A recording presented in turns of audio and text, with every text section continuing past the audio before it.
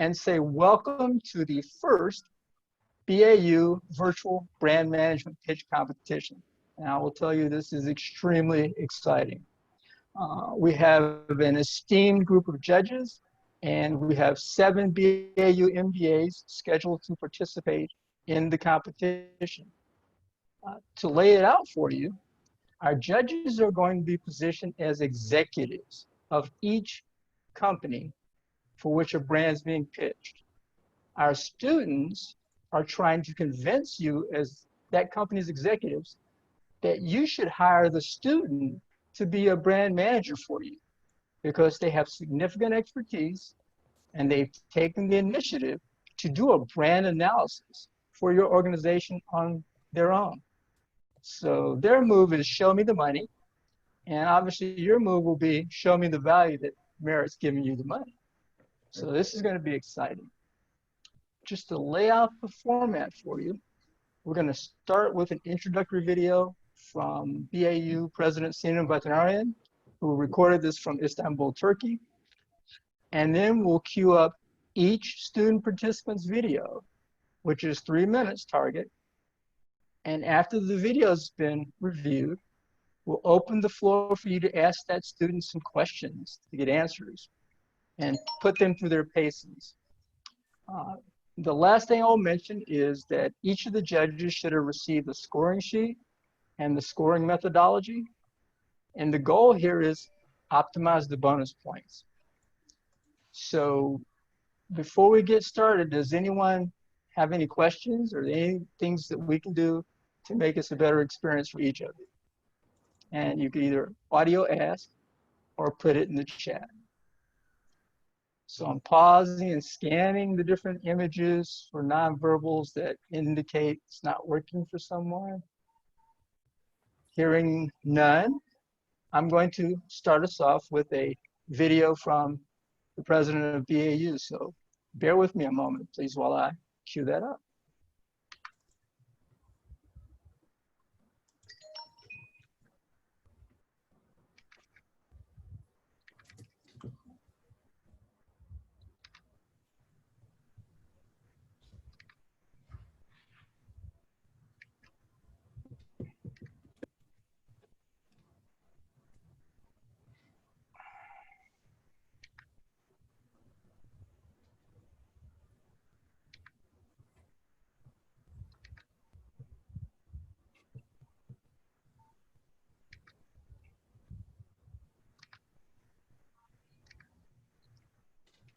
European. So I apologize for that. I'm going to restart it. Hello from Istanbul. As you see, I'm right on the Bosphorus at our campus in Istanbul. With the first flight available, I flew over here almost 10 days ago to visit my family after a long break due to the COVID pandemic. And today I'm visiting our campus, beautiful campus in Istanbul. I'm on the European side. As you know, Istanbul is a city that connects Asia and Europe together, and this Bosphorus is the extension of the sea, the strait separating the 2 continents from each other. But actually, these bridges connect again the 2 continents. So this side is Asia, but now I'm in Europe. So this is where BAU, Bahçeşehir University, is located in Istanbul. And today we are having a launching event for the virtual courts. At our campus here in Istanbul, we have a School of Law. And today we are doing a launching event to start a virtual court in the education of law. So we are an institution. BAU Global is an institution that always brings innovation and creativity in the field of higher education. And this course that you have taken during this semester, summer school, with Professor Bennett, you have learned many things about how you can introduce, how you can launch an innovative product. And it's really great for me to see how you have improved yourselves through your education in our MBA program. But Professor Bennett designed a wonderful curriculum to give you an opportunity to put into practice what you have learned so far. So in this new product design course that you have taken, I'm sure you have all enjoyed using the opportunity to put into the practice what you have learned throughout your MBA course. So it's also great. I have looked into your presentations that Mr. Bennett shared with us, and I wish all of the participants a successful career in the future. And I hope that today's event is going to be a huge success as well. And BAU, Bay Atlantic University, is always going to support you in your lives, and we are dedicated to high quality education, higher education that is accessible to all, and that also gives importance to bringing theory with the practice. And this course has been a great example of doing that. And once again, I wish all the participants an enjoyable day event, and I hope that the winners will deserve. And once again, congratulations to all of our faculty members, but of course, especially to Professor Bennett, who designed this wonderful curriculum. Enjoy your day. Well, I've got to say thank you to President Sinem for that. And I don't know if she ordered up the wind in the background and just blowing things around, making me kind of envious of being there. So with that said, if we're ready to go for our first participant. I'm going to take the silence as tacitly saying yes. And first, we're going to go with, let's see who we have queued up first. I think we're going to go with Yasmin. And first, before we start that though, I apologize. Let me introduce our judges. Gotten ahead of myself here. First of all, we have Jen Dalton, who's with Brand Mirror. Jen has a tremendous amount of expertise in brand management. That's her thing, and she does it quite well. Next, we have Josie Marshburn. Josie has an outstanding sales development and expertise in understanding how marketing and branding turn into business and sales and create value for the brands. Third, we have Bhavesh Nayak. Bhavesh is the founder of Aware. Tremendous expertise in working with individuals and understanding the human aspect of branding. And we also have Jessica Randolph.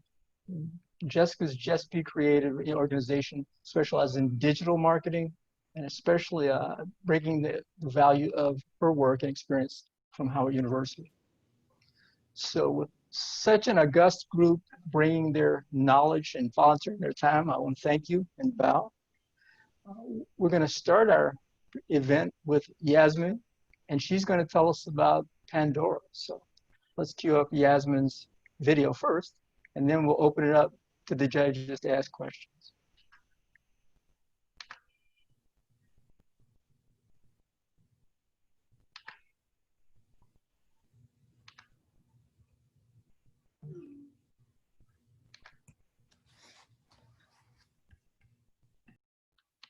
So I'm going to re-cue it to the start.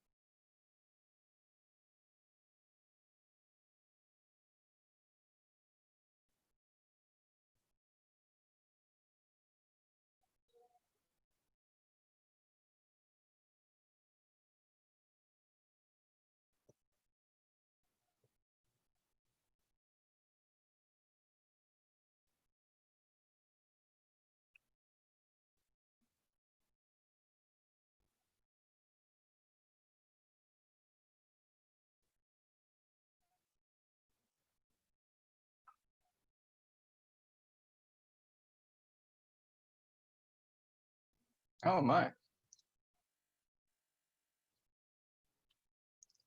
So team, it appears that some people can't see the video. I don't Reset. think the screen was being shared, at least not for me. Okay, reset then. Thank you for that. Thanks to Eugene and to the rest of the team for giving me notice on that. Boom, boom, boom, boom.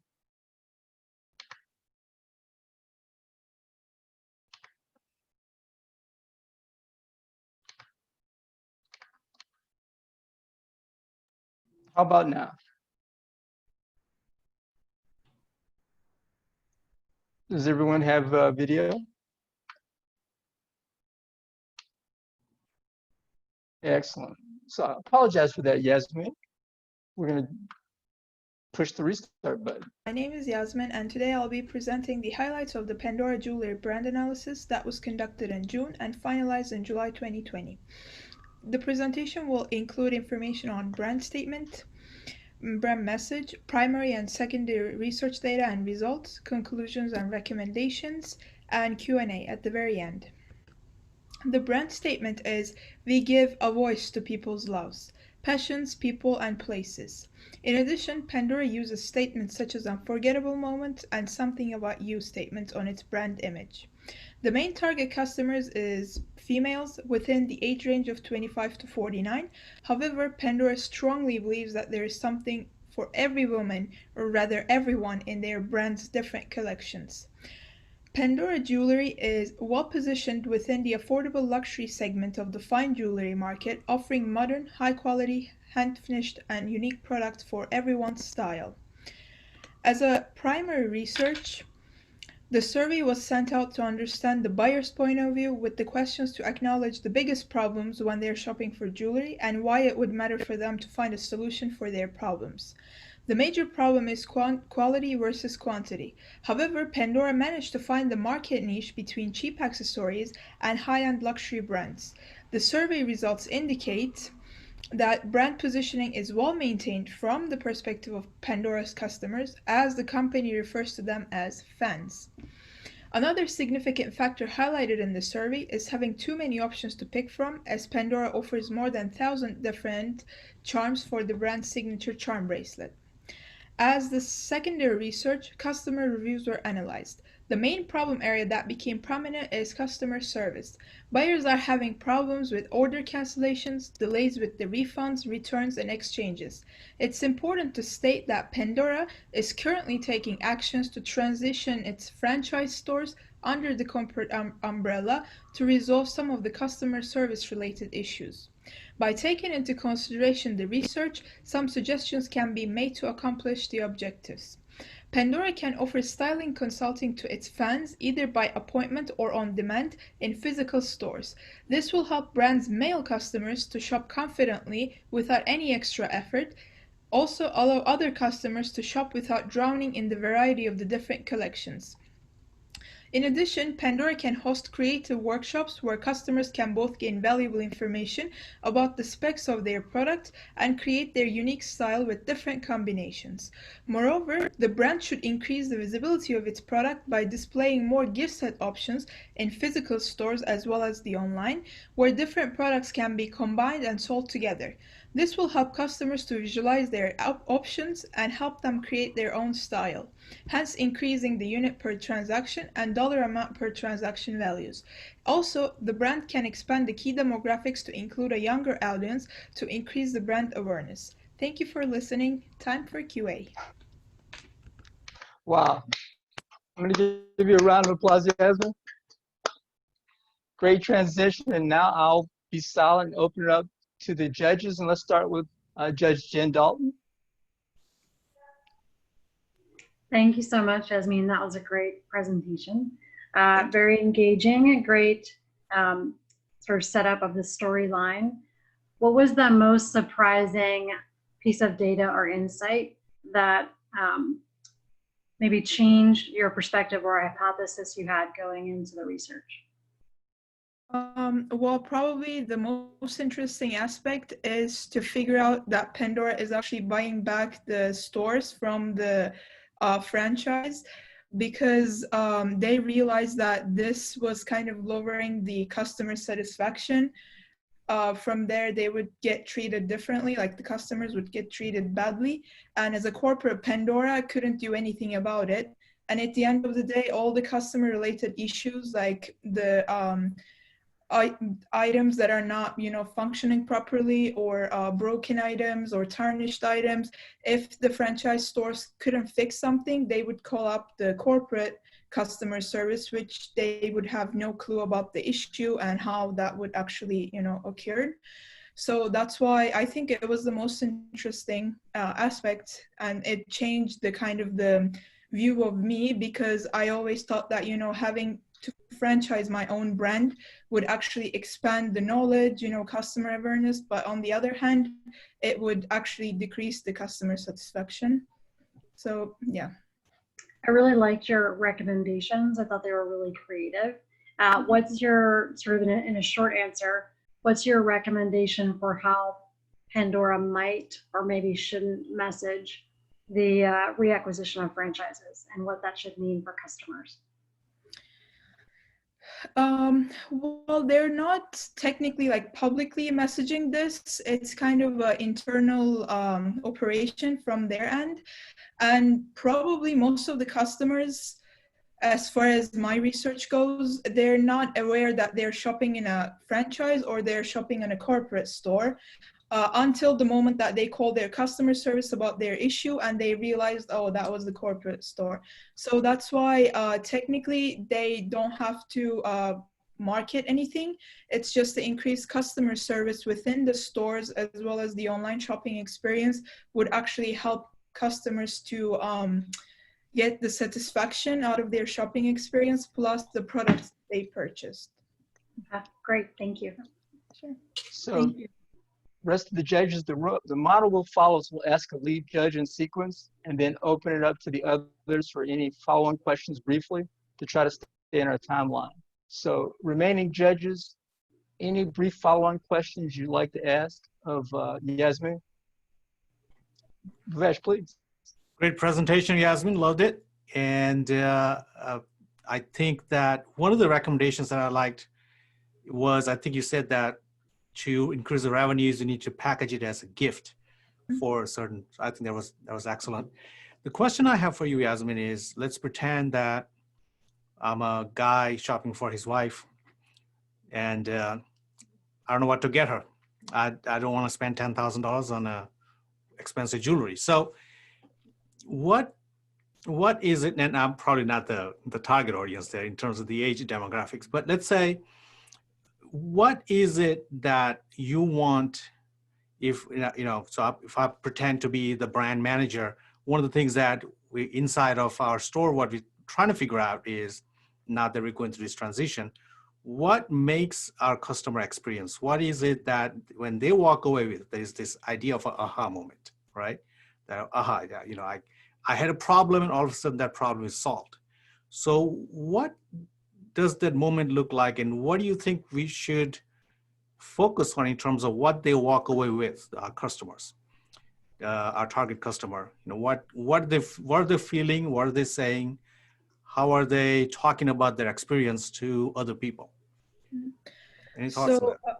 Thank you for the question. So one experience that I can think of is probably getting excited that they just purchased a wonderful product from Pandora. The customer experience is the top factor that actually affects the customers and how they leave the store. Right. So the Pandora's actually selling conversation includes 3 steps. So first of all, the people who are already in the store, like working, they welcome the customers, have a little chat conversation, figure out what they like, and then show the different options for their likes. But the most important thing is, my opinion, is that they have a variety of selection, especially for male customers who are coming into stores. they're completely lost. They don't know the specifications of the product, silver, gold, rose. They don't like what their wife could like. So that's why that was one of the suggestions, that Pandora can actually offer styling consulting. What that means is, after welcoming the customer, they can have a little chat about what kind of products they like, or if they own Pandora, what kind of charms they have, what kind of products they have in general, and then go from there. Of course, I feel like not all the consultants will have the exact idea of what the customers want, but as the time passes with that conversation, I believe that the styling consultants could understand what the customer will want. That was one of the suggestions that I made, actually, to help male customers and females as well, because sometimes females are lost too. They don't know what to pick.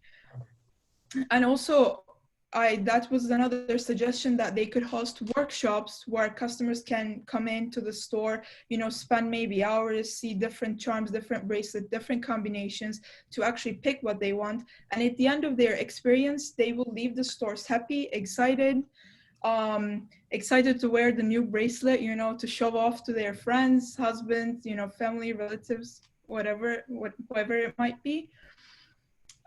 Yes. So let me thank you for that thorough answer, Yasmin, and thanks to Jen and to Bhavesh for that series of questions. Judges, let me start to ask you to do your scoring. And as a heads up to Judge Josie, we're going to ask her to lead the questioning for the next video candidate. And Josie, with her background from Sales Enablement Benchmark, is perfectly positioned to ask the questions for our next video. So let me first stop the share here and queue up the next video while the judges are working on their scoring.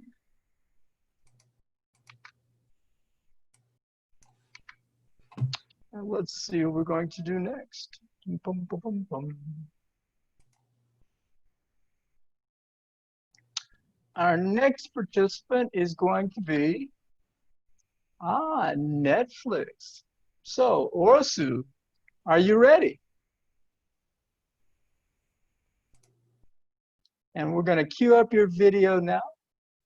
And as we mentioned, we're asking Judge Josie to lead the questioning there. And we're going to create some space for Judge Jessica to jump in as well. So let me make sure that everyone first can see the video.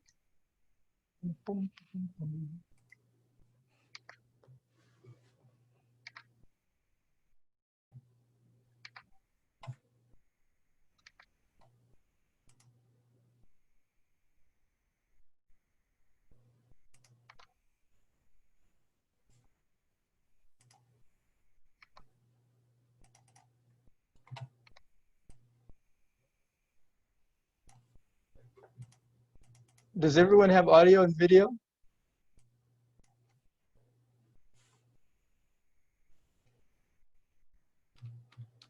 Chris, I don't see anything yet. Thank you for that. Processing.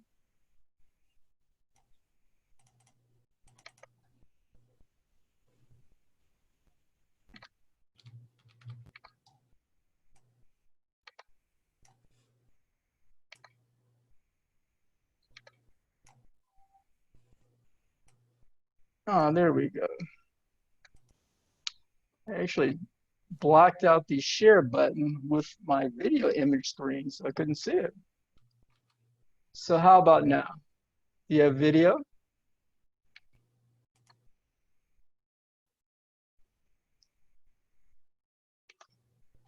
Hello everyone, my name is Arsa Batsok. Also, thank you for accepting our invitation. Thank you for spending time on our pitch. So my presentation focuses on increasing value and expanding market for Netflix. In addition, solving customers an issue will let them more active in platform. Let's start from agenda. My presentation included brand statement, Netflix brand message, target audience, research, and of course, recommendations. Netflix's biggest movie streaming series, over 100. 37 million internet devices connected with Netflix. The name is a combination of words. The net is derived from the internet and flix is shortened version of word flix, a synonym for movie. Red ensemble and black background color represents movie theater. My next step is on brand message, high qualified movies. Based on your subscription, you can play your videos in 3 different definitions: HD, high definition, SD, standard definition, UHD, ultra high definition. Huge movie fans. There are 6,000 movies in category. Convenience. Most of people watch movie in their comfort zone. It's one of the most important message from Netflix. Expectation. When you're watching movies, Netflix always searching your expectation, the platform. When you skip or exit movies, what type of movies people always watch? Target audiences are students and family. Most important niche market is in US and Canada. Main targeted customers are 16 to 44 years old age because this age of people must spend overtime on their entertainment network. I took 2 different surveys from 2 different people. First survey shows customers want more contents. Second survey shows 80% of people want to watch movies with someone. Netflix has 6,000 movies. It's so enough, just people don't know some of them. Based on my research and consulting work, I'm recommending virtual movie room. If people recommend movies and entertainment videos each other, people watch more entertainment videos. Also, it makes people more active on Netflix.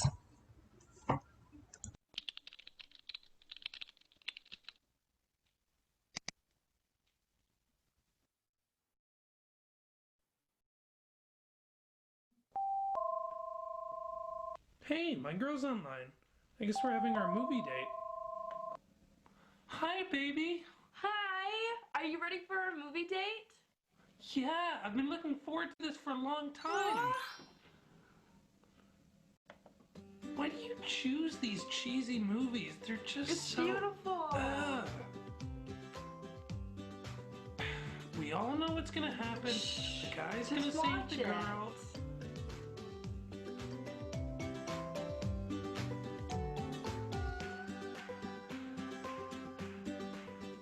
Next time, I would choose the movie. Okay. I love you. I love you too, babe.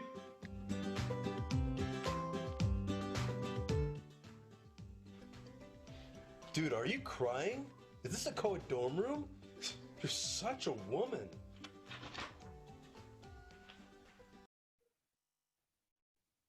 Okay. So Orosu, thank you for that interesting share. And now we're going to open it up for questions. And Orosu, you ready for the question and answers?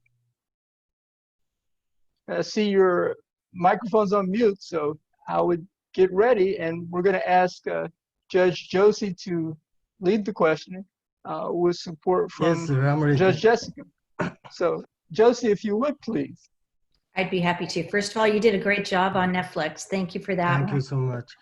Just my brand is Netflix. It's video entertainment brand. That's why I have to do like them how they did on any content. That's why I worked on it content just a little bit, edited videos. No, that's great. That's great. So, you know, in their space, there's a lot of competition. There's Amazon Prime, there's Hulu. I mean, we can go on and on and on with the competition that they have in the space.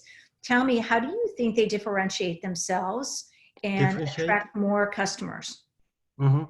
So first of all, most important differentiated thing is no ads. It's one of the big brand message, no ads. Without any ads, you can pay at least $9 and no limit, any movie can watch. On the other hand, Netflix also film any movies. They have their own contents, and also they cooperate with Marvel Studios, also Disney, and 26ers, I think so.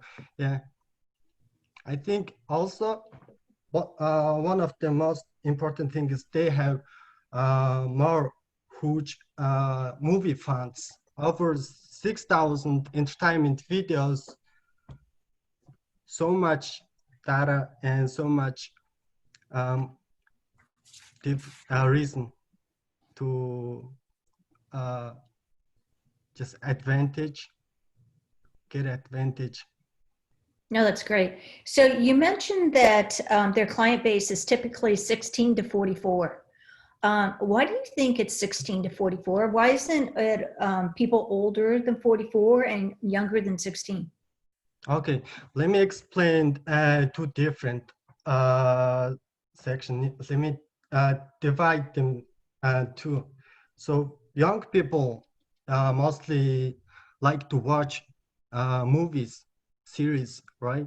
And also Netflix focuses on students because they have a lot of educational movie and video contents. That's why young people really like to watch Netflix. On the other hand, Netflix focuses on family, as I said. So family, parents, they have a lot of movies for parents and about family life. I think it's just they just mostly they prepare their contents for 16 to 40 years old people. It's just most target age. Excellent, thank you. That was very good. So thank you, Judge Josie, and thank you, Orosu. You're Any welcome, sir. follow-up questions from you, Judge Jessica? Actually, it's more of a comment. I think as branders and as marketers, something we have to do a better job of is realizing that there are humans on the other side of data.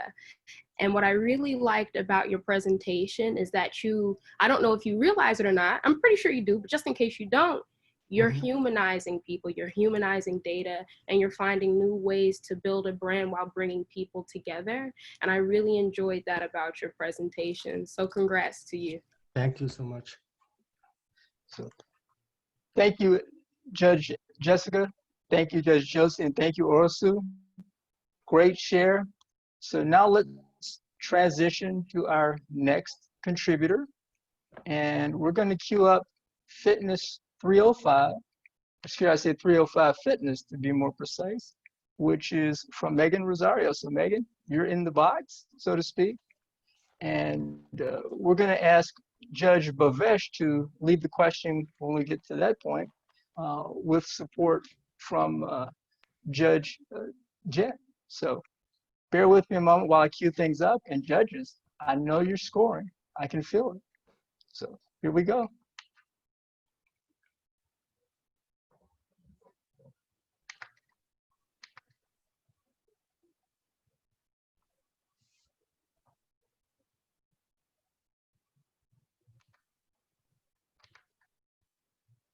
Okay, let's make sure we get our share going this time. Learn some lessons from that last episode.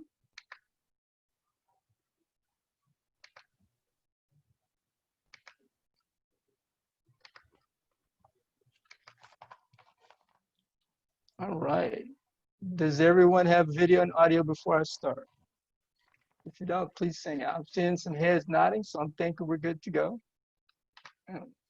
Let's get it started. 305 Fitness is a dance cardio workout with a live DJ and light show that is 305 Fitness is more about moving and adding. We're going to restart because Chris had a fat finger arrow there.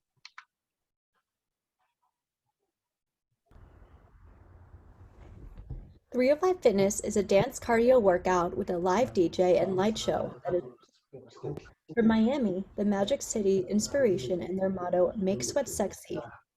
305 Fitness is more about moving and attitude, dance, and skill. Founder Kurzban, who taught Zumba while studying economics at Brown, wants everyone to 305 and thrive in this nightclub in disguise studio. 305 Fitness is all about body positivity and self-empowerment. Inclusive to all, millennials are the target audience and are often feminists. Audiences react with relief to release their inhibitions and party disguised workout. Renowned investors like Kevin Durant and notable attendees such as Miley Cyrus have the celebrity effect in a unique place celebrating individuality and embracing wellness. Primary, secondary, and additional research confirm that 305 Fitness is a brand worth managing. 305 Fitness is a small business, slowly but surely growing. Often recommended through word of mouth and popular channels like New York Post and Cosmopolitan, 305 Fitness effectively faces exercise concerns and ultimately improves anyone's health life. 305 Fitness is a boutique fitness studio with big box gym feels. Having the best of both worlds, it's versatile for different demographics to exercise in as often as they would like. Being a place that simultaneously tackles the hate of working out and the love of oneself, 305 Fitness reiterates that you are enough by dancing away problems. The so what in 305 Fitness? Much can be learned and insights discovered through brand management analysis for 305 Fitness. The company continues to grow in value, even during pandemic times, because the growth and need for fitness is always important for life. 305 Fitness is nonstop movement for 55-minute sessions that explode with spontaneity through every class in a continuously judgment-free zone. This journey into sound can electrify the lives of those willing to open up in the 305 Fitness community, valuing diversity in studio or at home. With jam-packed classes, joining ClassPass and opening more locations can further strengthen the company. 305 Fitness continues to establish a presence through promotions like Bring a Friend for Free, themed virtual and in-person classes, as well as speaking up on fitness's place through unprecedented world happenings on various social media platforms. Kurzban notes, at its core, it's a feminist motto of empowerment because it's about owning sexy, not looking sexy for anyone else, not objectifying yourself. All right, excellent. Megan, I understand that there was a little hesitation in the video, so Sorry about that. No worries. If there are any points that you want to clarify, please do so. We're going to open it up for Q&A. As I mentioned, while our judges were scoring the video, we'll ask Judge Bhavesh to take the lead in questions with support from Judge Jen. So are you ready for questions, Megan? I am. I don't have anything specific to reiterate, but I hopefully was able to get through. So I'm good. Thank you. All right. Thank you for that. So Bhavesh, if you would, please. Great. Megan, I loved your presentation. It was excellent. I loved it. And I think, I don't think I'm a client for the brand, but I totally get it, and I think it's a fun thing to present on. I think that probably was fun for you to prepare as well, and you did a great job presenting it. So the question I have for you is kind of related to the question that I asked you, Yasmin, which is the customer experience and what nails that, what anchors that customer experience. I'm walking out of my fitness session, and there is basically, and I'm going to add a twist to it. So so I go to Zumba class, right? And I go to this class, 305. And I'm coming out of 305 and I've gone to Zumba class. What am I feeling here that is different from what I would be feeling if I was coming out of the Zumba class? what's the difference and in terms of what the customer experience is? It's a tough question, so take your time. Okay.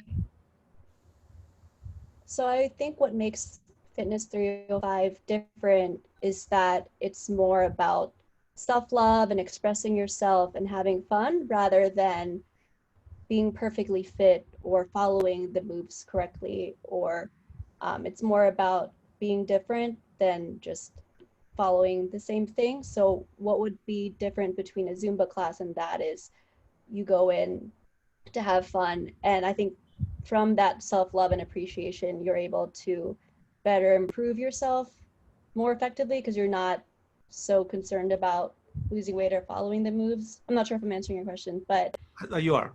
Okay, good. I would think that that's the biggest difference, just the feelings that you get from being in there and just being able to celebrate everyone's diversity.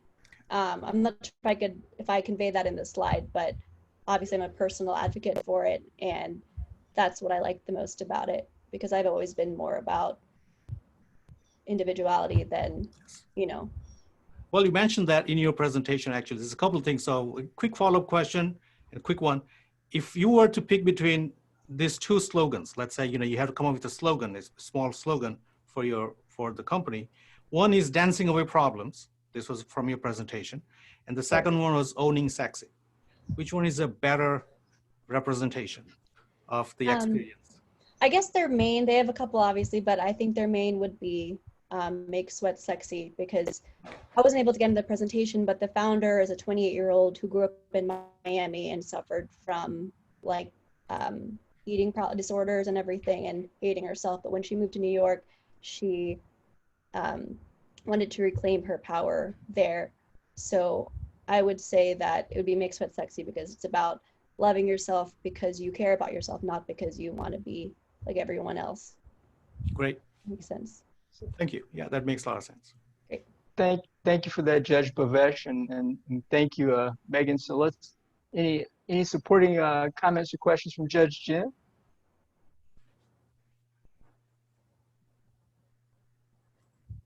The piece you were just speaking to, Megan, about creativity, I think there's a huge opportunity to focus on individualism and not just following along, right?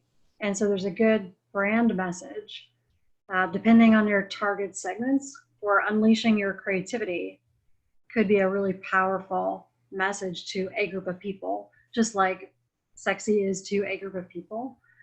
So I love what you said there. And I think, as a brand manager, I think a great recommendation would be, how do you push that forward?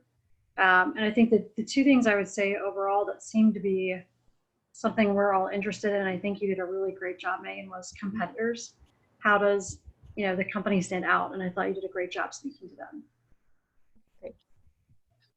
Thank you. Thank you for that. The very first part of your question kind of went out, I think, when you were on mute, but I just wanted to verify that you were saying that you are glad that individualism was able to compare to the competitive market. Okay.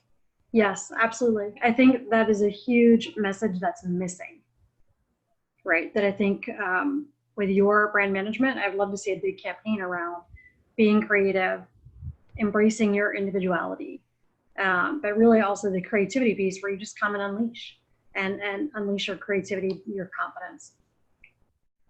So great job. Thank you. Any brief response before we move forward to the next participant, Megan? Sorry? Did you have a brief response to Judge Jin's feedback before we move to the next participant?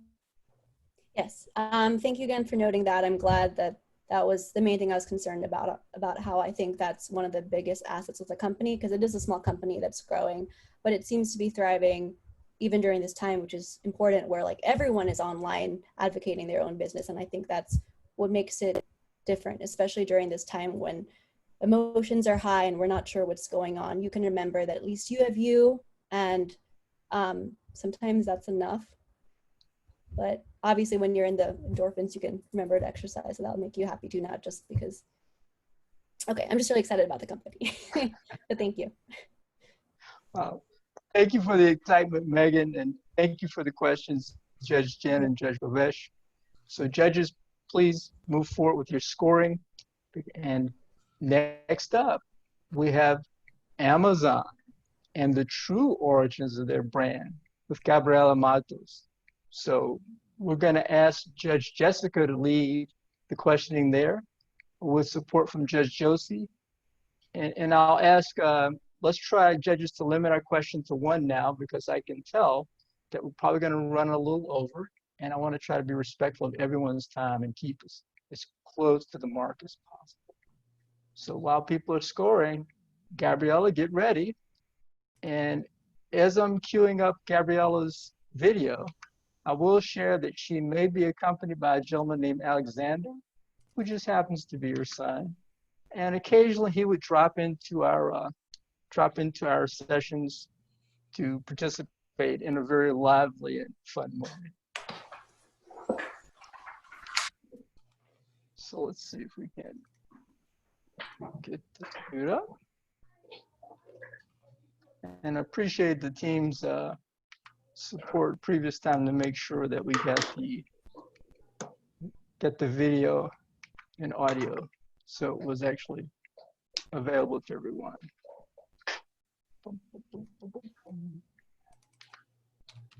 Let's see. Processing.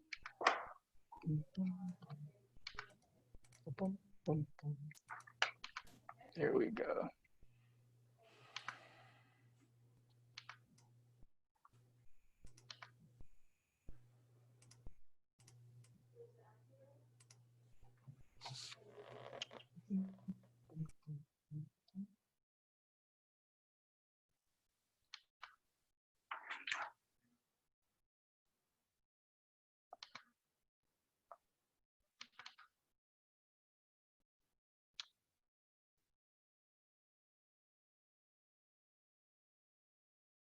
Hello everybody, my name is Gabriela, Does everyone have audio and video? tonight I'm gonna talk to you about brand management, Amazon AWS.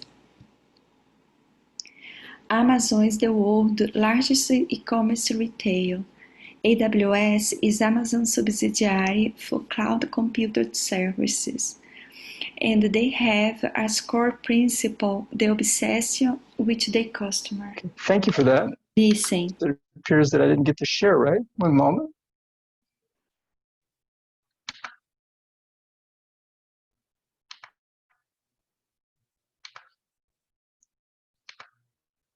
Restarting the share. Let's see. Okay, here we go. Hello everybody, my name is Gabriela, and tonight I'm gonna talk to you about brand management, Amazon AWS. Amazon is the world's largest e-commerce retail. AWS is Amazon's subsidiary for cloud computer services, and they have as core principle the obsession with the customer. Many people think that Amazon was named after the forest Amazon, but the history behind the name Amazon is actually the Amazon River, as you can see in the first logo. Amazon River is the world's largest river by volume of water and land area, and Jeff Bezos envisioned his company aligned with the same magnitude. Customer obsession is Amazon North Star. Absolutely every action in the company is based on this core principle. Bezos wants Amazon's legacy to be the world's most customer-centric company. Reinvent, embrace change. Amazon wants to lift the world standard for customer service.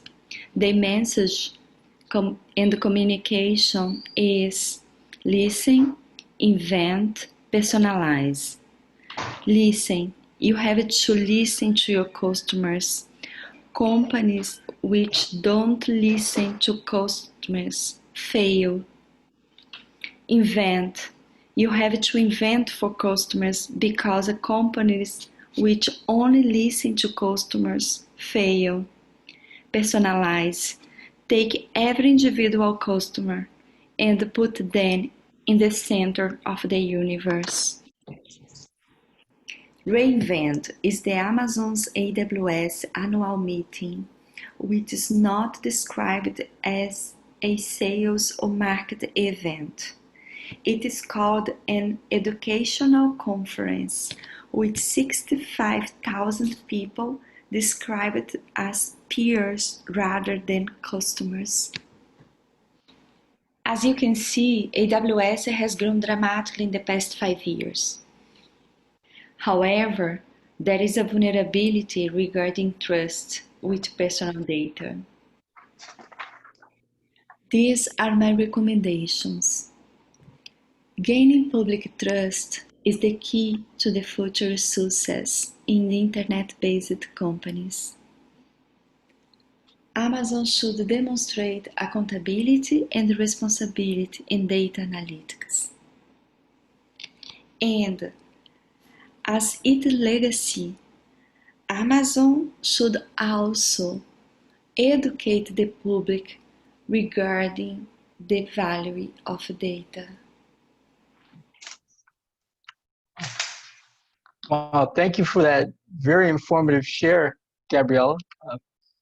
So we'll be getting ready for the questions, which will be led by Judge Jessica with support by Judge Josie. So Gabriella, you ready? Yes, I am. Judge Jessica, please proceed. You taught me a lot about Amazon that I didn't know. So thank you for sharing that information. That's really important. I think for me, and something that I'm always curious about, and I mentioned it before, is I'm always fascinated by how us as branders and marketers, the way that we make data like human and how we bring that data to life, right? So I think I want to learn more about this customer trust issue, and if there is an opportunity for you to touch back on what your recommendations are, that would be helpful. My ears suck, so can you talk kind of slow for me, please? Okay.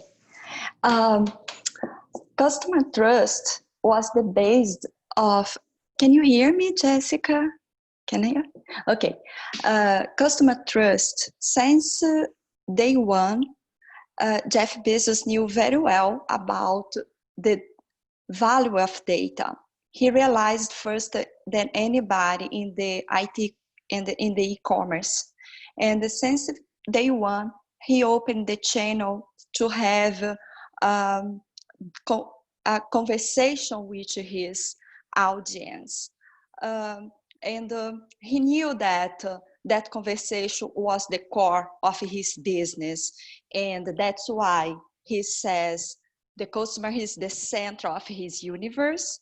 In the meetings, they used to put a chair, an empty chair, and that chair was to represent the customers in any meeting.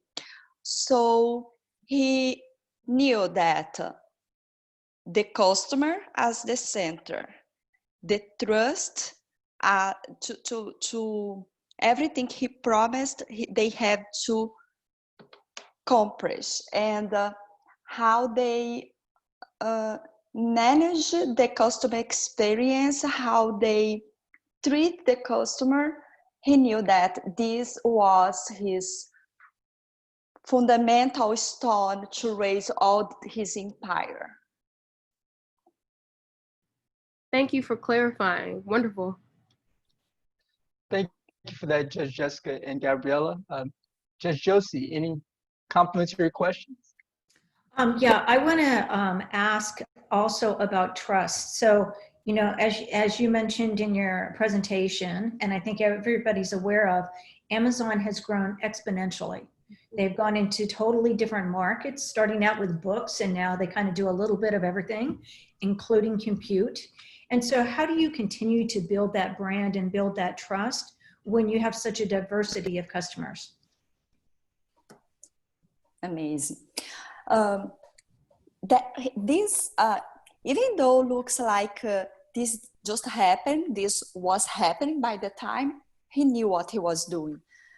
Since the company went public in 1997, he said that his plan was a long-term plan, and it would take about 20 years to bring back revenue, and the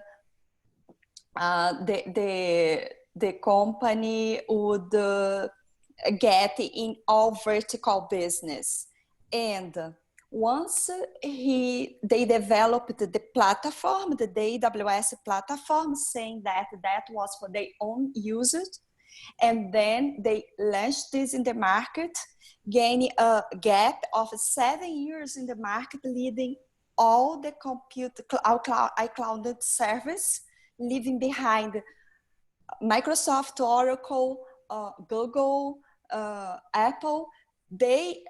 This was a plan. When he chose the name Amazon, was exactly to have the same power of this river, which goes and get all this land and in filters everywhere, and it's exactly what the water does. And if you get all in the cloud and even in the Amazon, the key tools, the names are always connected to water.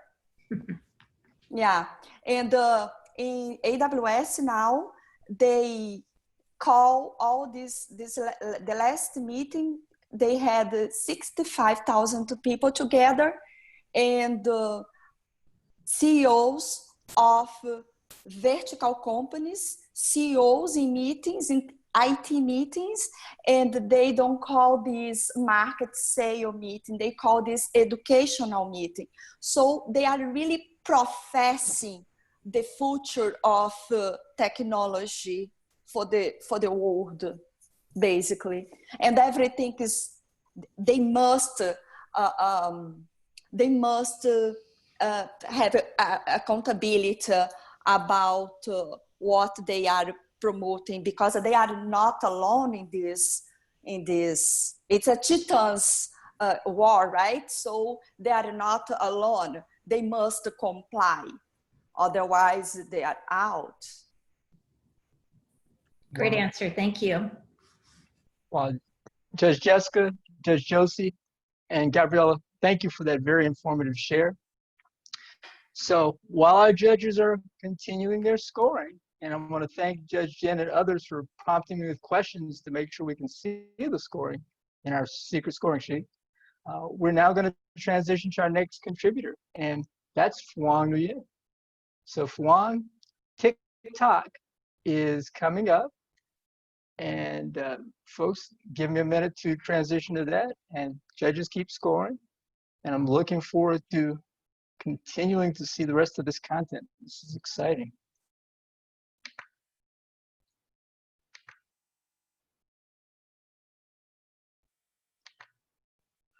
All right, let's see.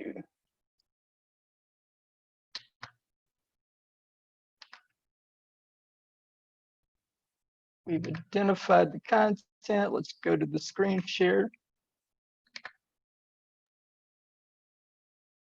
All right, does everyone have audio and video? Excellent. So with that, let's get it on and popping with TikTok. I download this TikTok app is for this report. So I'm gonna restart. There we go. Hi guys, it's from brand management class, and today my brand pitch will be focused on TikTok and its success. So my presentation will include 4 parts. The first one would be TikTok and its brand strategy, and why it's so addictive to us audience, to generation. Second of all would be its audience. Who are they and why are they so in love with TikTok? Third is my survey results on both TikTok users and non-TikTokers. So fun fact, the only reason why I download this TikTok app is for this report. So I'm with you guys, totally non-TikTok user. So the last one would be my personal recommendation and the next step for TikTok in the future. So as you guys can see, I'm super awkward in front of cameras. So therefore, most of my presentation would be me showing you guys my research and the information on the slides. And hope you guys like it. Let's start.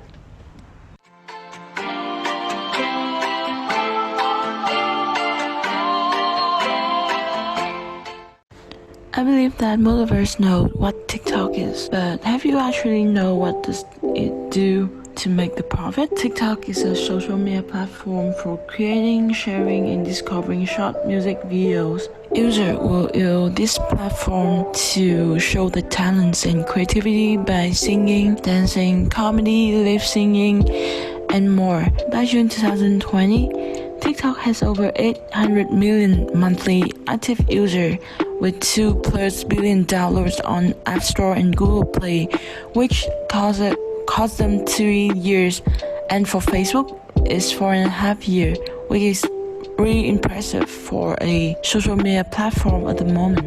And this is a brand message that TikTok want to deliver to their customers, their audience, to form their activities and strategy. So what makes TikTok such a big hit? The first thing is that they dare to change. They dare to change the social media mindset of people, that they reward the quality over the quantity of the videos.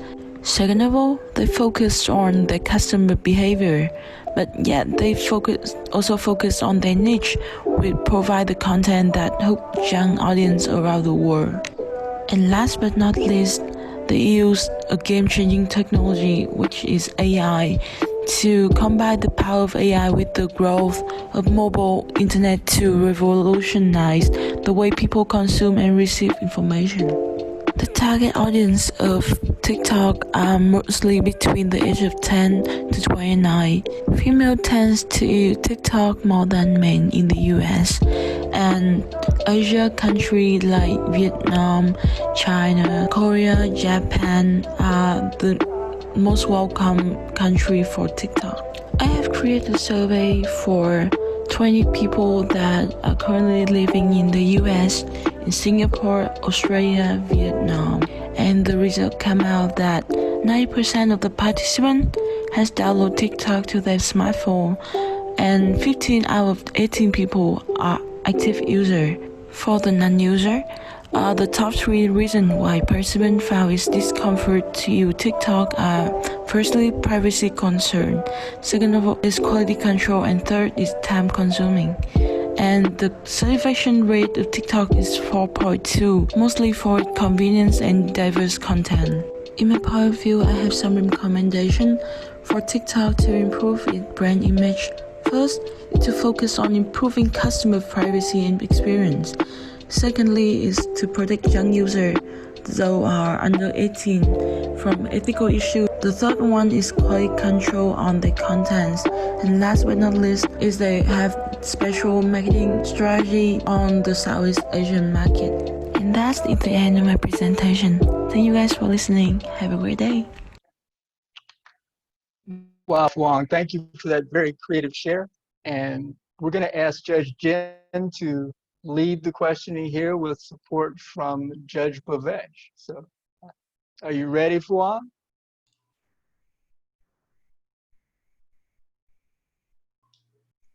I see that there's a mute symbol on your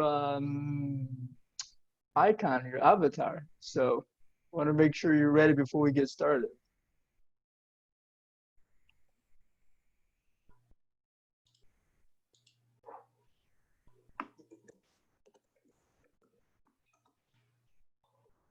Well, this wasn't in my planning scenarios.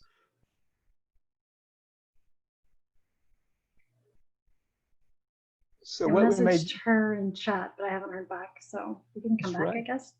Well, it's possible that considering the location of Hanoi, we might have lost the connection, although I thought the avatar would go. So as a contingency, let me ask Judge Jen if you could just share your feedback for Fuang for the record in the video.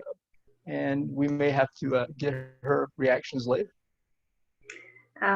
Fluang did a great job. I love that you pulled in TikTok users, non-TikTok users, and used the tool itself to display the value and power of it. For the record, I don't think you're awkward on video. I think you were great. I also love the data and the numbers you showed, and the recommendations are big because the brand narrative right now is definitely concerns about privacy. I think the other positive, if you wanted to put out the successes that TikTok is doing, is really engaging in some pretty serious activism as well. So not just fun and dancing, but TikTok is starting to be used as a platform for political change as well, and engaging audiences that maybe hadn't been engaged before. So that could be a campaign to consider, is pursuing social change groups and agendas. A great job. Hey, thank you, Judge Jen. And Judge Bhavesh, any additional comments? No, I think Jen covered it well. I think it was an excellent presentation. I like the fact that she put herself in a video. And although she said that she was self-conscious, I think, like Jen said, I think she did an excellent job. I couldn't tell. So, and that is excellent, because TikTok, that's the platform for folks like us who are shy, camera shy. So, and so no, I don't have anything else. If I could ask her a question, I probably would have asked the similar questions that I've been asking everyone else, which is that if I'm a TikTok user, I've never used it. I'm not a TikTok user, but for example, why should I join the network? And like Jan said, there are so many negative stories circulating right now around, and people are boycotting and all sorts of things happening. So how would you basically put some of those concerns to rest while also continuing to bring people, new people on board the network? Basically, that would be my question. Well, thank you very much for that. So I'm asking that our judges continue scoring, and I want to see if we have our other team members engaged, or we're going to cap our competition with the folks that we have now. Let's see. So I do not see a submission from two of our team members. Wait, correction. Team member Eugene. So for Eugene, we may have to make a contingency. Eugene, would you like to share your video locally from your device? And I see that. Hello, Professor. Yes, please. If you don't have a chance, just allow me to share my screen. With my presentation. I will do that. Okay, Eugene. Thank you for that. So Eugene has taken on the large task of Verizon, and we're going to ask that Judge Josie take the lead with the questions for Eugene, and with support from Judge Jessica. So Eugene, I'm going to make you the presenter. Actually, I'm going to make you the host. And you now have the ball. So if you would take us through.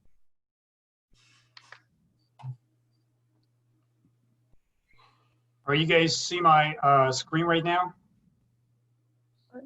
I do not yet. No.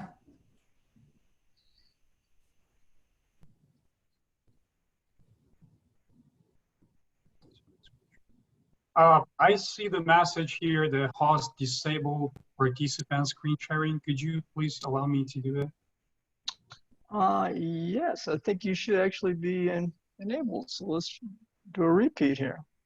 Boom, boom, boom, boom, boom.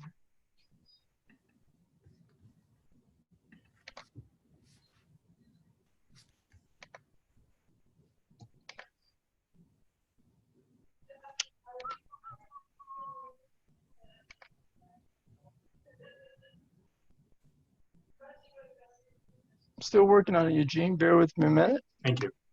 Yeah. Chris, under share, if you just say multiple, it should allow him to share.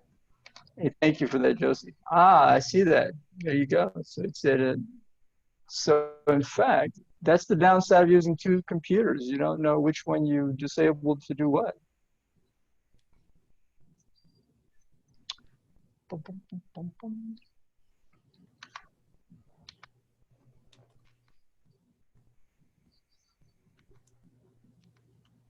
Boom, boom, boom.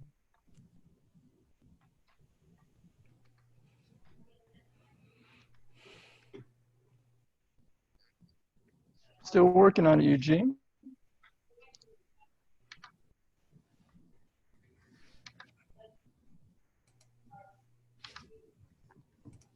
And for some reason, when regardless of which device I'm using, I'm getting the same host is disabled participant screen sharing. But I'm the host, so that's a mystery to me. Let's see. Trying to find a contingency. So Eugene, while we're working through this, is there a link that you could send me that I might be able to use, or has it already been sent?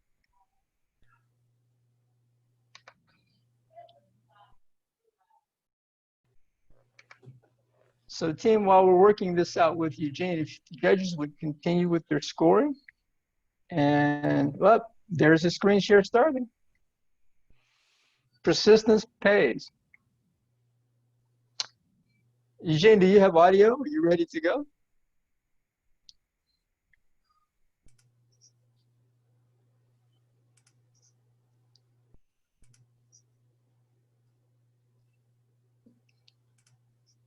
I'm going to put something in the chat. Let's see.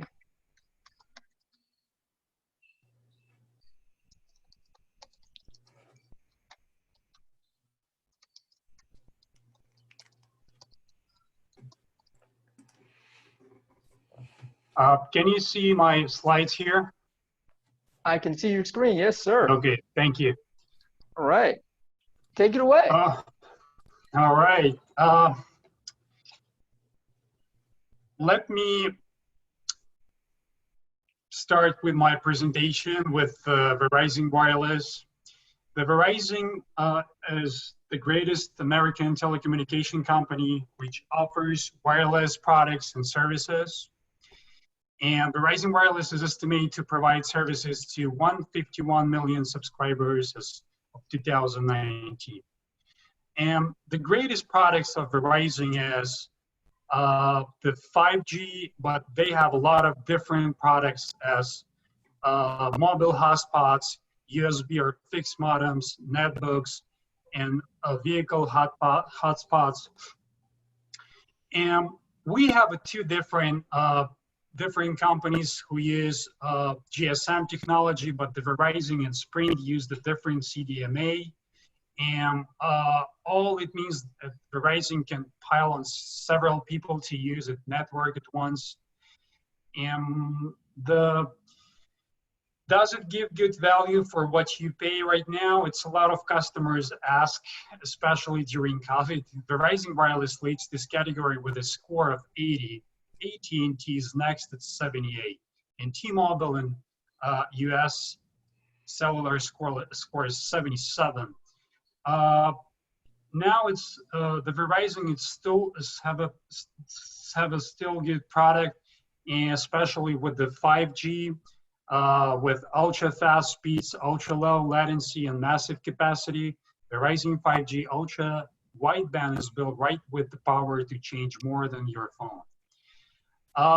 If we check who's the audience of Verizon Wireless, you can see here the 52%, almost 53% of Verizon Wireless audience is male, and 47.43 is female.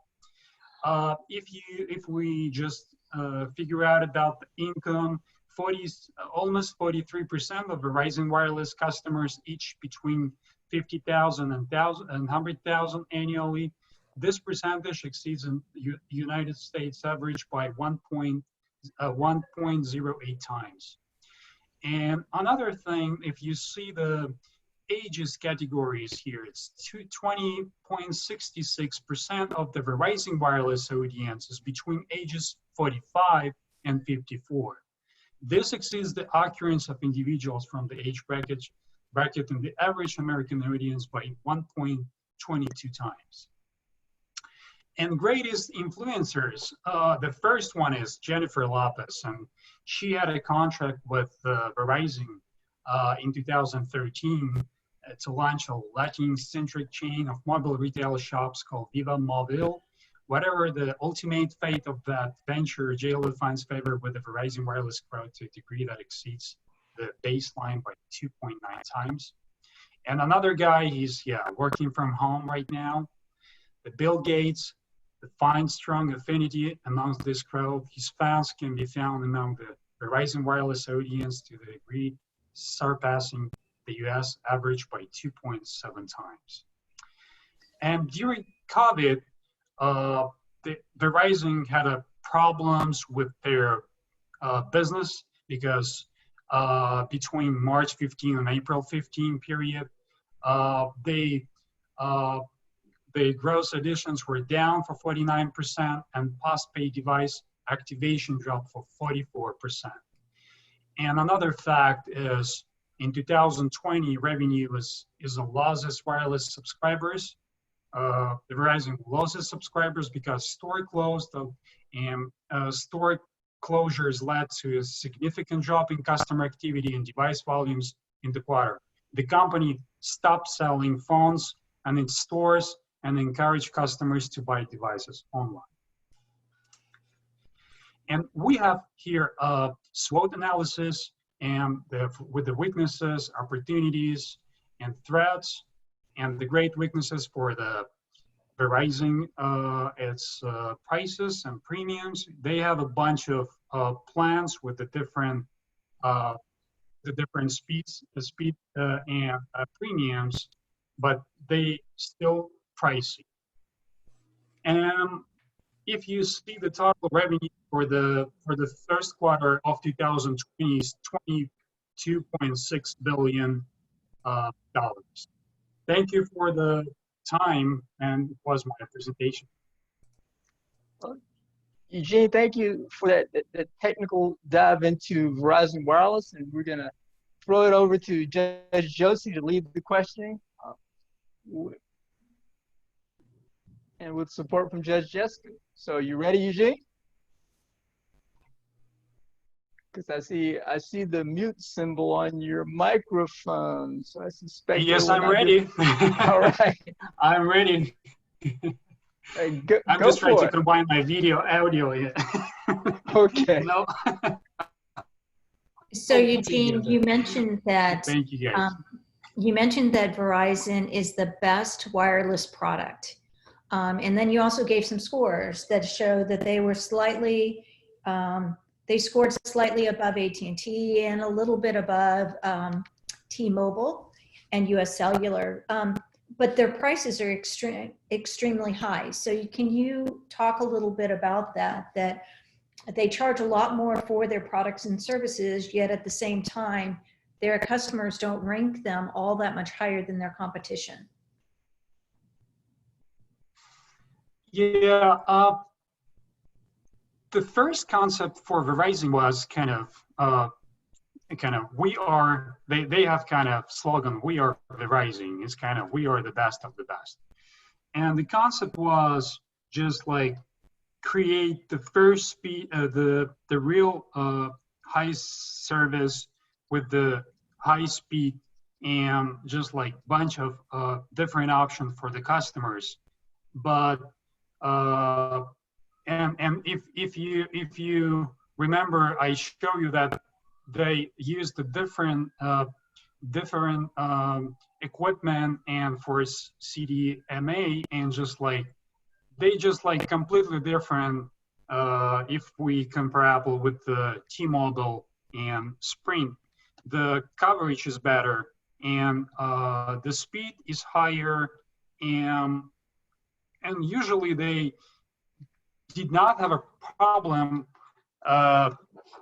before COVID, because now it's kind of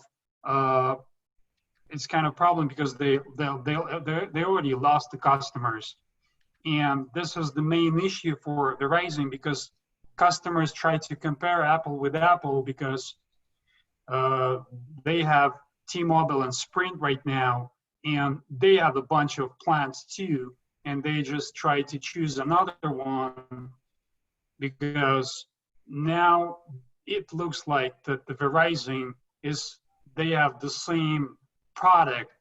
Yeah, it's still 5G, but it's the same product as the T-Mobile has, but it's pricey.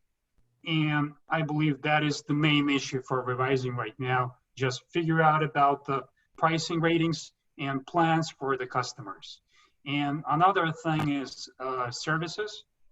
Yeah, maybe that's kind of main, it's not a main problem, but it's just kind of main point that they have to working on it. But the price, yeah, because it was kind of strategy, yeah. They kind of, we have just kind of, you know, the T-Mobile or Sprint for the students, T-Mobile, for example, in Montgomery County area, just like it is working. For example, in Germantown, it doesn't work. And another just targeting group with Verizon, there's pretty wealthy and just like, and it was a concept. It was a first concept for Verizon. But now what we see right now, it doesn't work like that. Well, in case with Verizon. Judge Josie, thank you for that question. Eugene, thank you for that response. Judge Jessica, anything you like to add in compliment? Yeah, just a quick question. I thought it was interesting that you identified 2 spokespeople that have worked with Verizon in the past. Based on what you know about Verizon and their customers, who do you think would be the best spokesperson for Verizon Wireless today? The best spokesperson? I mean, just who is the best spokesperson in Verizon, you mean customer service? Meaning, like, who do you think would best represent Verizon Wireless? Because I noticed you talked about Jennifer Lopez. Jennifer Lopez. And who's the next person? Yeah, who would you pick?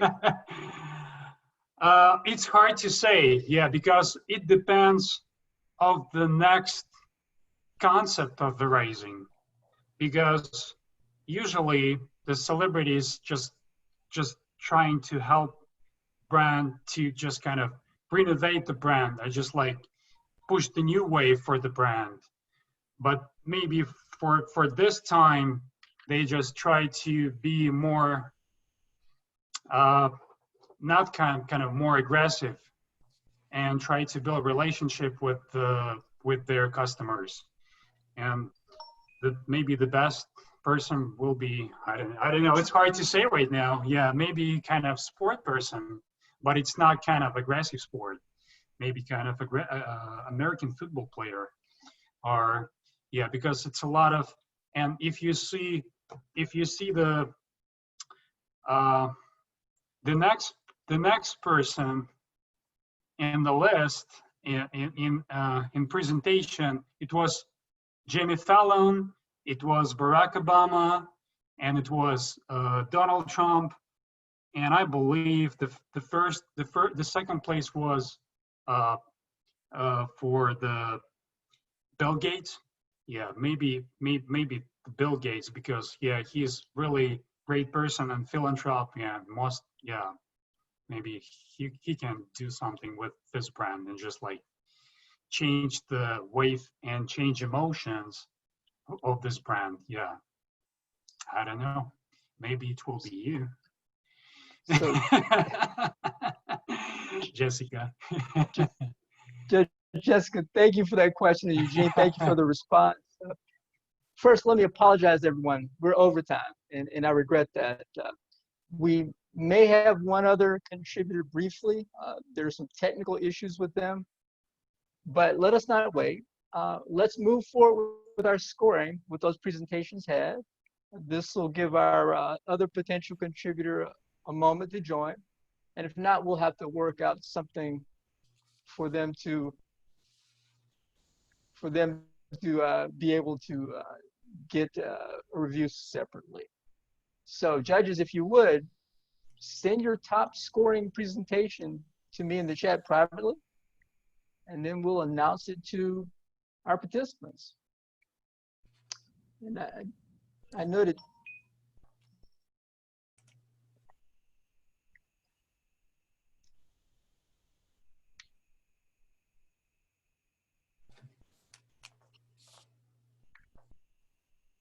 Well, I'm getting nervous. Oh, okay. There's one.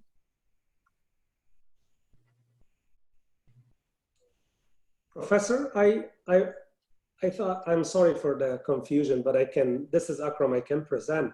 I've been ready.